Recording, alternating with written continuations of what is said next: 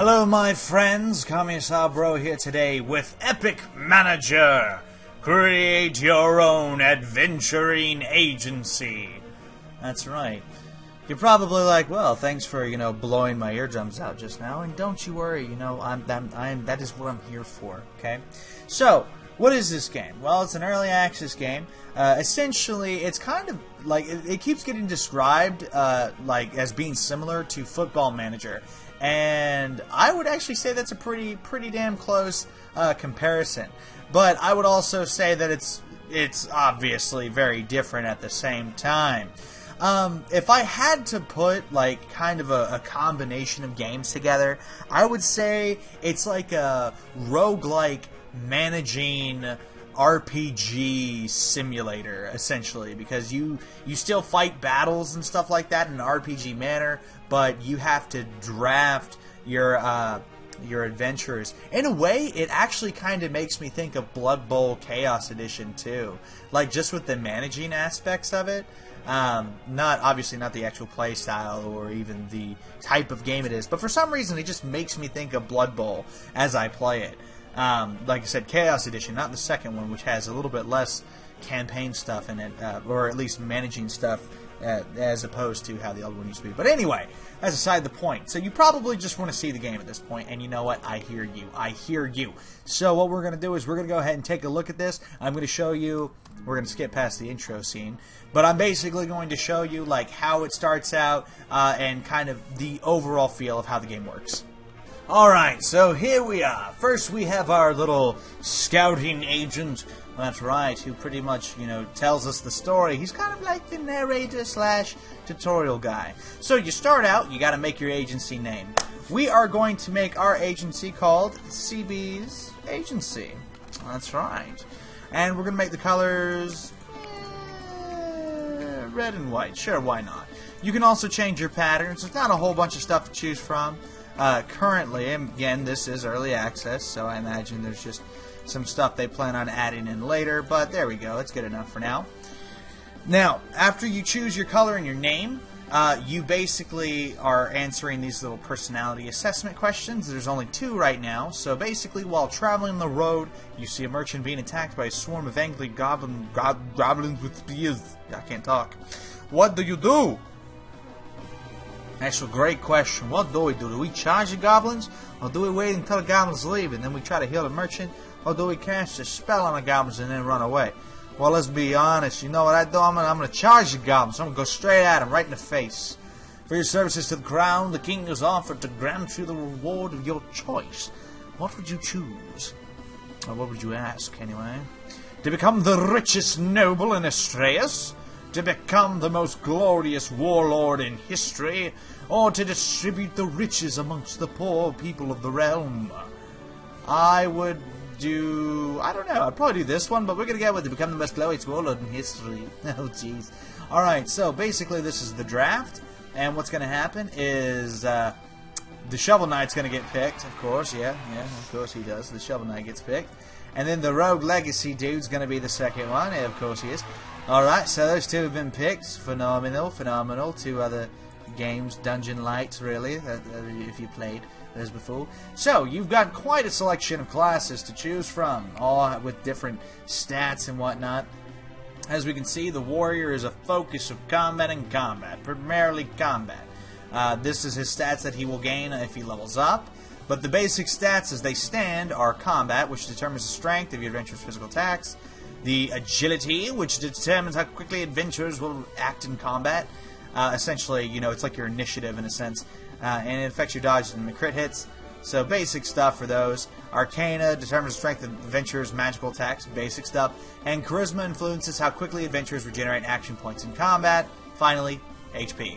So, you also got character traits.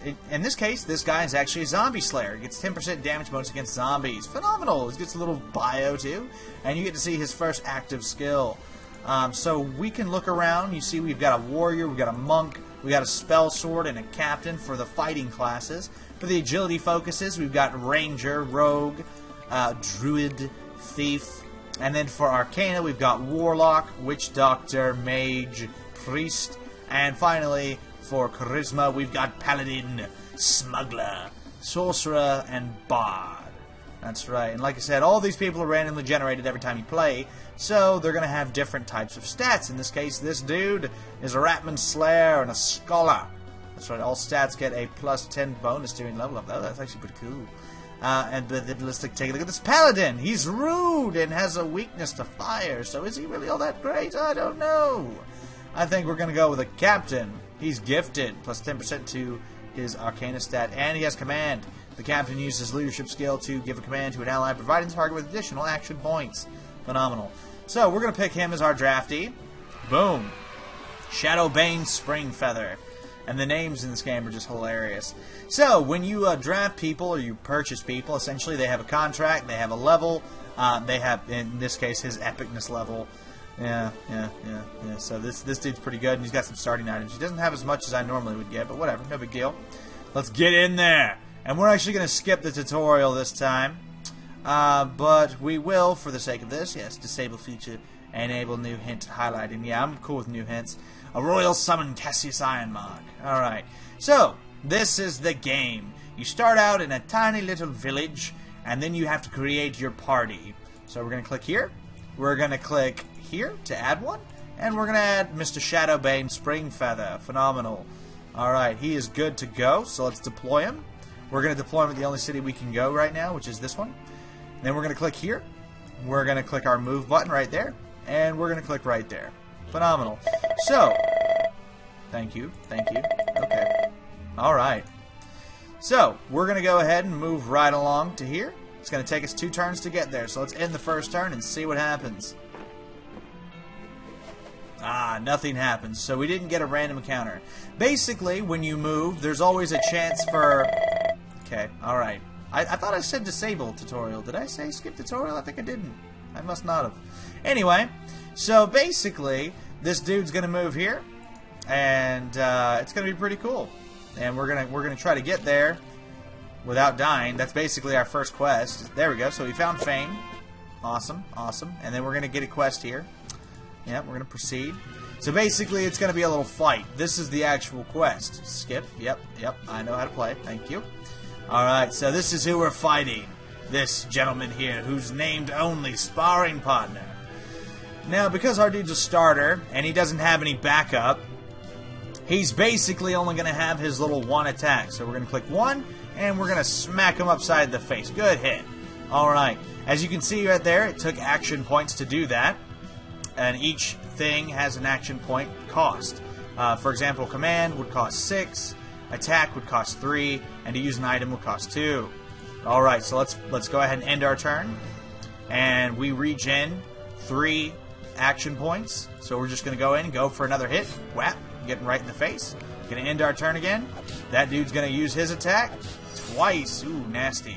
And we're pretty much going to finish him off. There we go. So we lost half of our health. But we slew the bastard. And we got 750 gold, 25 fame, 1 reputation with Cassius Ironmark, and as well as some inventory items and additional experience for everyone on our roster.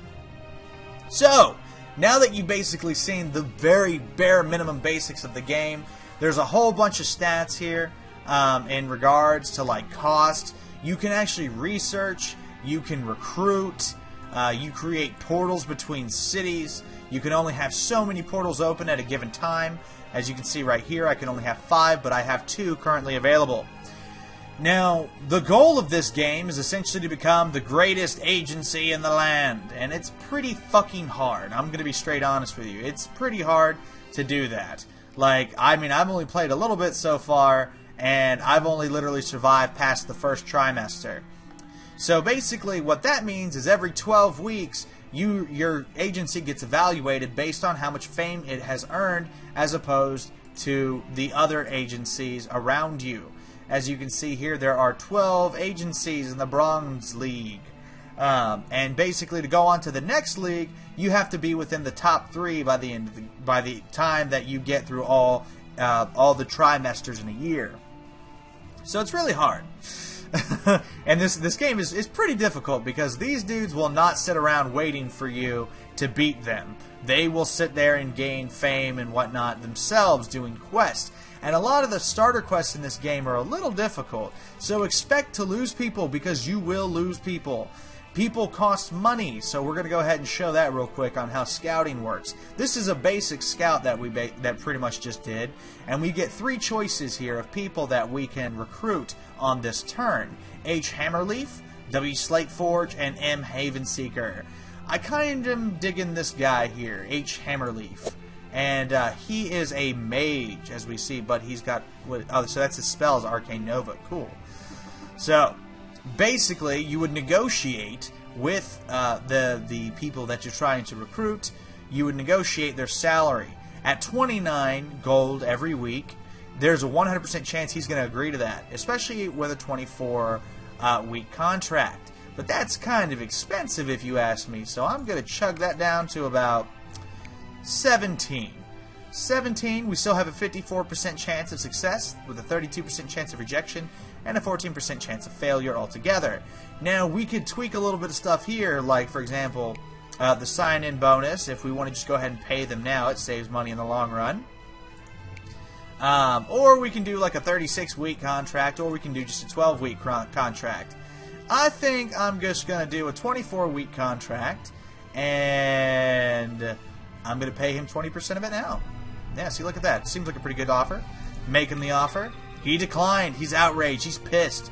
So he was very insulted. Well, that's too damn bad then, huh? So we're going to go and try to pay this dude 14 and see what he'll take. Make the offer. He accepts. Oh, no, he refused it, but he's not mad at us. He just wants a renegotiation. How about a 16? There you go. He took that. So this is the overall gist of the game. And if you ask me, I'm kind of a big fan of it. I really like this game so far. It's only like $17.99 right now. And you can pick it up. There's still more to the game that I haven't even, creeped on yet at this point. But, like I said, I pretty much have to play through this little tutorial again to be able to show you primarily everything that's going on. But there is stuff like research. Yep, okay. That's really loud. Thank you. Thank you so much. So you've got like research and stuff like that you can actually look through, and it passively upgrades your scouting or your agency. In this case, I'm actually going to get this one right here. I think. Do I actually have a research point? No, I don't have a research point yet, but I will get one soon. And then once you get that, you can research, get better, and so on. It gives you bonuses. For example, like this one unlocks merchants. It allows us to actually construct the merchant squares to attract merchants, which basically you get a blacksmith and jeweler and so on and so forth. You can equip your individuals with better items. As people travel around, they get stats and better skills and so on. So, yeah, I really like this game. I think it's a lot of fun, and I can see it being a whole lot of fun later on in the future as they continually upgrade it and add more hero classes and stuff like that to it. Honestly, I kind of hope that they make the combat system a little bit more in-depth. Right now it feels incredibly simplistic, and that's actually probably my biggest concern with the game, is the simplistic combat system based purely on action points and so on, and it just seems very limited in animations and whatnot. It just seems kind of lackluster, when that's kind of one of the primary focuses of the game. I would also like to see them make if there was a little bit easier mode to play, because and maybe that's what those options you choose at the beginning are, but so far as I played, it seems to be pretty damn difficult to succeed at this game, and maybe I just suck at it, but who knows. But anyway, this has been Commissar Bro. Thanks so much for watching, guys. I hope you've enjoyed this video, and I really hope to see you again next time.